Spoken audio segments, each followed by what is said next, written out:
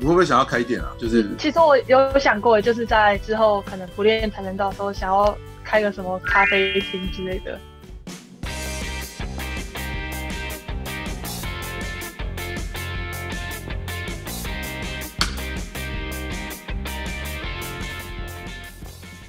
我有看到你那个 IG 有那个嘉玲的韩文，哦，对，我跟自己有在学韩文。我有看到你跟那个金大勋他们拍照，对，算是一个偶像吧，他算是你的偶像，金大勋算是你的偶像，也不算，就是觉得他蛮厉害的。又帅，对不对？对啊，真的就是真的蛮帅的。对，可惜他最后并没有打很好的成绩，不过也不错啦。可惜的一点。对，对，因为疫情的关系啊，那我觉得他们可能在这方面没有做的特别的严谨吧，所以其实我们防疫还是要靠自己，因为其实进餐厅的时候自己手消毒而已，其实他们餐厅还蛮好吃的。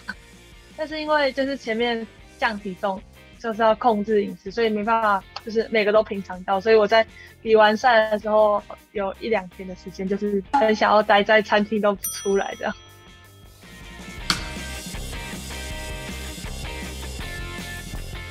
我比较喜欢他们的日式料理，都蛮好吃的，所以每个都会拿一点，吃不完也浪费啊。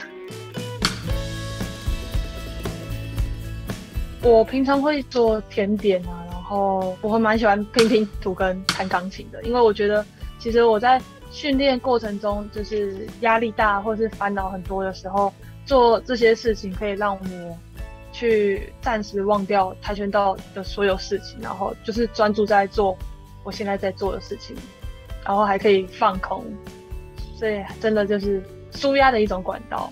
那你没有买那个他们选手村听说很红，就是拼图，大家都去买那个拼图，卖光。我有买啊，真的吗？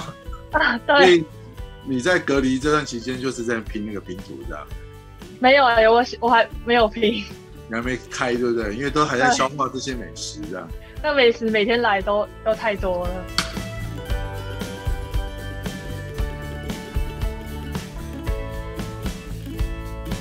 有没有可能未来会做个 YouTuber， 然后教大家做甜点？这个我们其实已经有开 YouTube 频道了，已经开始有在拍片，然后准备要上片这样。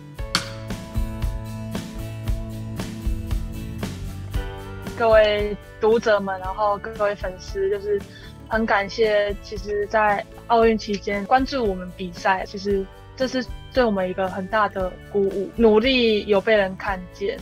其实真的蛮开心的，然后也要谢谢大家有在认可我们，然后我们也会继续努力，认真做好下一场比赛，这样。